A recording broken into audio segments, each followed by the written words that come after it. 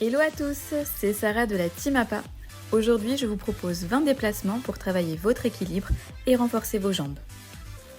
Il vous suffira d'un espace de 3 à 4 mètres, voire plus si vous avez. L'idéal est de les effectuer dans un couloir ou proche d'un mur pour pallier au déséquilibre. Le premier est la marche en insistant sur le déroulé de pied. Attaquez par le talon et finissez par la pointe. Grandissez-vous, les épaules sont basses, le regard dirigé vers l'avant et les abdominaux et périnées bien engagés. Très important à prendre en compte pour la mobilité de cheville et avec le temps pour éviter de traîner des pieds.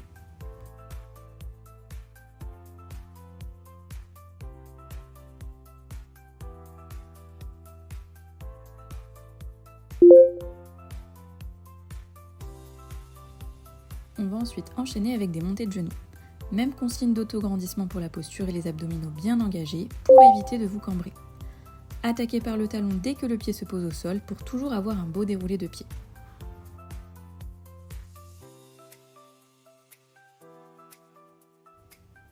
Ajoutez les bras pour la coordination. Bras en l'air, la main vient toucher le genou opposé et on alterne. Si impossible d'amener les bras en hauteur, tendez-les au niveau des épaules et faites la même chose. Et veillez, quoi qu'il arrive, à garder vos épaules basses.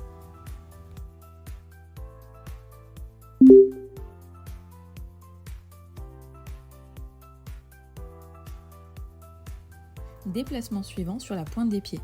En fonction de la distance que vous avez et si comme moi vous avez besoin de faire des demi-tours, essayez de les faire sur vos pointes.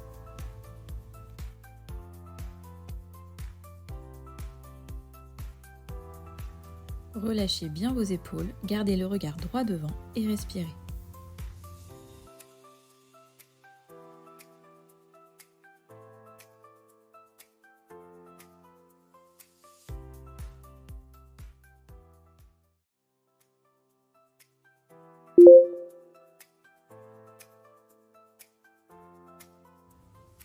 Par logique, on va ensuite se déplacer sur les talons. Sachez que c'est beaucoup plus confortable avec des chaussures. Et de nouveau, tentez de rester sur les talons durant les demi-tours et de vous redresser au maximum. Pensez à respirer et relâchez bien vos épaules.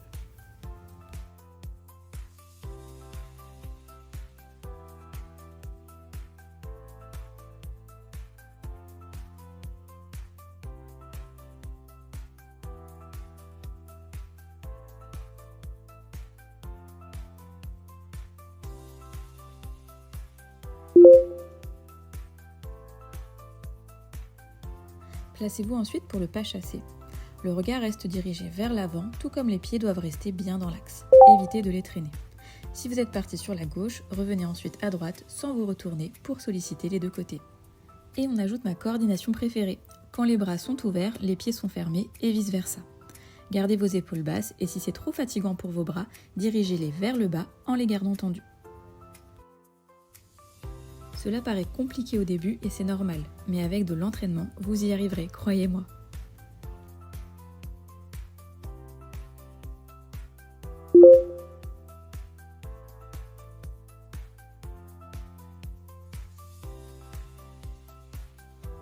L'exercice suivant est le tandem.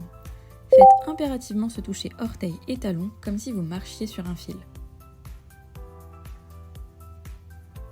Vous avez la possibilité de le faire en arrière, mais je vous invite à maîtriser la marche avant dans un premier temps avant d'essayer. Soyez prudent et n'hésitez pas à vous tenir si vous présentez des troubles de l'équilibre.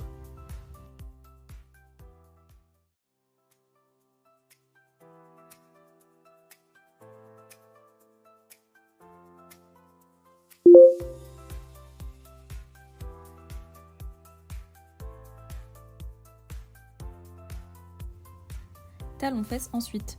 Engagez bien vos abdominaux pour éviter de cambrer le bas du dos et pensez bien à attaquer par le talon quand le pied se pose au sol pour le déroulé de pied.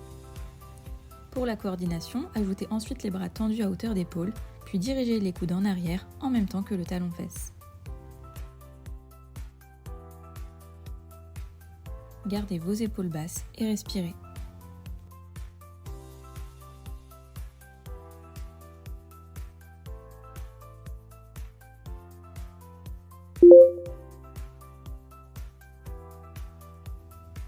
Le prochain, je l'appelle les croisés. Vous verrez que certains ont des noms. Ils permettent à mes bénéficiaires de s'en rappeler un peu plus facilement. Comme son nom l'indique, on va marcher en croisant les jambes et en faisant en sorte de les garder les plus tendues possibles. Je vous montre de face pour que vous puissiez mieux vous rendre compte. Gardez le buste le plus droit possible, la rotation ne doit pas se faire à ce niveau-là. Serrez bien vos abdominaux pour éviter les tiraillements au niveau de vos lombaires.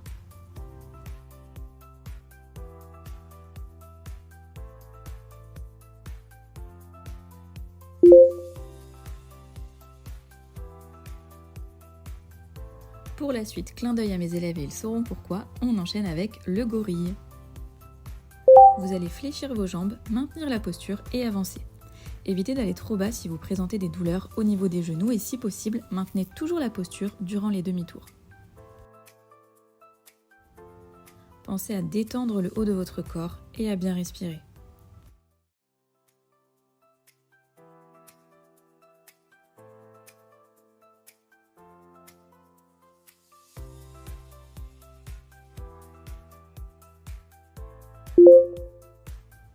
Le prochain est celui que j'appelle la valse, je vous le montre de face. Joignez les pieds, puis décalez la jambe sur le côté en avançant, avant de joindre les pieds de nouveau et d'enchaîner. Ajoutez les bras ballants, un peu comme des essuie-glaces, d'un côté puis de l'autre. Pensez toujours à respirer et à garder vos épaules basses.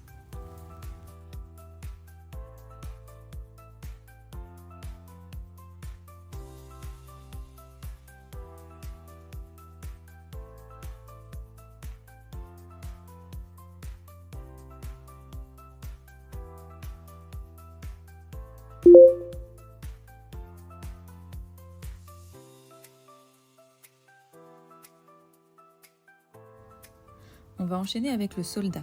Amenez la jambe vers l'avant, ni trop fort ni trop haut, en gardant les jambes tendues comme pour les croiser tout à l'heure. Le haut du corps est bien gainé, pensez à conserver une posture globale tonique, même si le mouvement est principalement ciblé au niveau des jambes.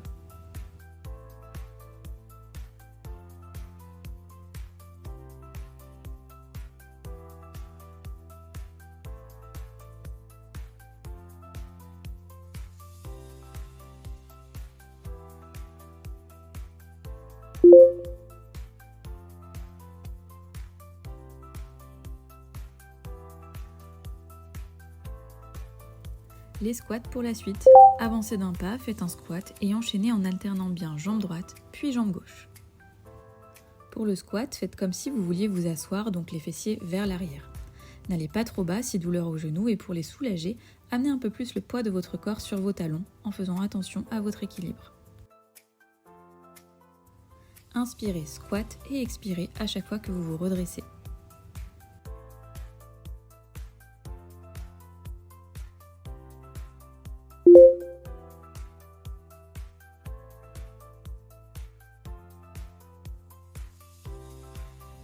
Le prochain est la bascule.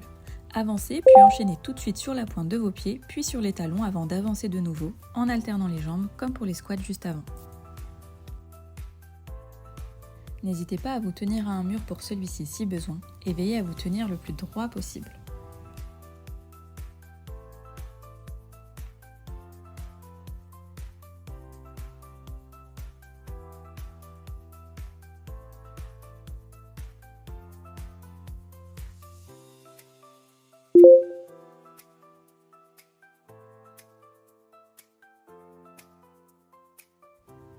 On enchaîne ensuite avec les fentes. Fléchissez correctement vos jambes, toujours avec précaution pour les genoux fragiles. Gardez vos pieds largeur de bassin et évitez la ligne droite qui peut déséquilibrer. On ajoute de la coordination avec les bras sur le côté qui s'élèvent ensuite lors de la fente et reviennent quand les pieds sont joints. Si impossible d'amener les bras en l'air, il y a l'option bras tendus vers l'avant.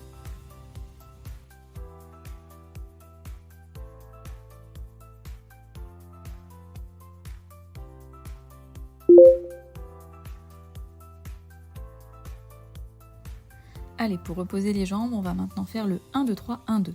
3 pas en avant et 2 pas en arrière. Attention à l'équilibre quand vous reculez. Les pieds ne reviennent jamais côte à côte et c'est la jambe devant qui recule et la jambe derrière qui avance.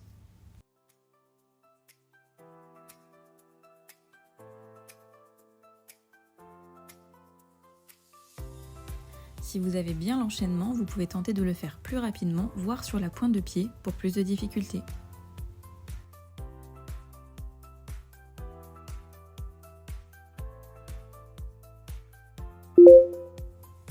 Le prochain, c'est la brasse et je l'adore. Je vous montre déjà ce qu'on va faire pour les jambes. L'idée est de coordonner bras et jambes. Mouvement de brasse pour les bras et cercle jambes tendues avec la jambe qu'il faudra amener vers l'avant pour pouvoir avancer. Grandissez-vous, épaules basses et toujours le regard au loin.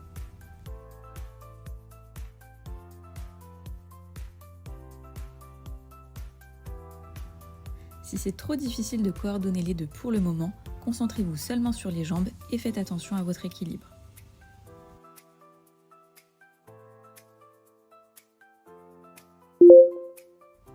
La suite, ouverture de hanche. L'objectif est de venir toucher ses malléoles en gardant impérativement son dos bien droit. Si ce n'est pas possible, venez toucher votre mollet, voire l'intérieur de votre genou, tout en effectuant malgré tout cette petite ouverture au niveau de votre hanche.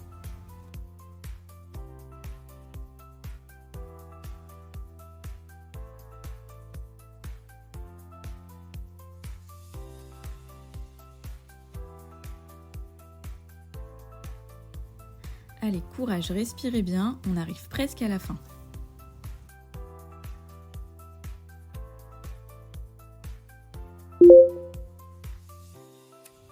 Tout simple ensuite, la marche arrière. Très important à travailler, que ce soit pour les muscles sollicités ou pour travailler sur l'appréhension que cela peut provoquer chez les personnes qui ont déjà chuté. Faites attention, tenez-vous si besoin et prenez conscience ici de votre déroulé du pied inverse où vous attaquez à présent par la pointe.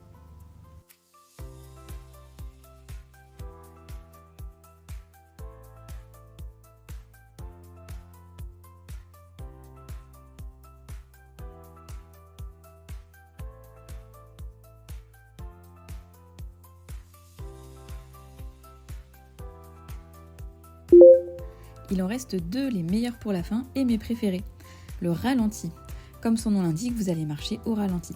L'objectif final est d'atteindre 10 secondes avant de poser le pied au sol. Tentez d'abord 5 secondes, puis si vous y arrivez 8 et essayez 10.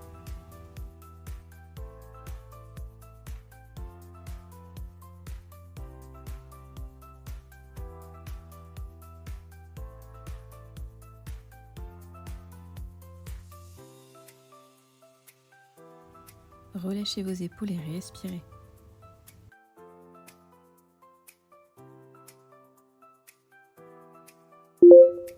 Entre le travail de l'équilibre et le renforcement des muscles profonds, je le trouve vraiment super.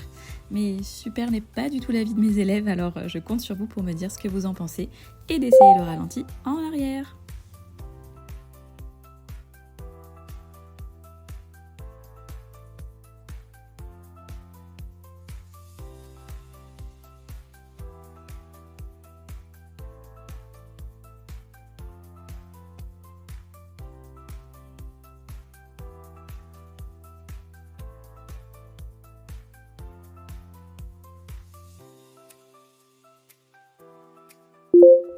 Bravo à vous, j'espère que ces déplacements vous ont plu et je vous dis à bientôt.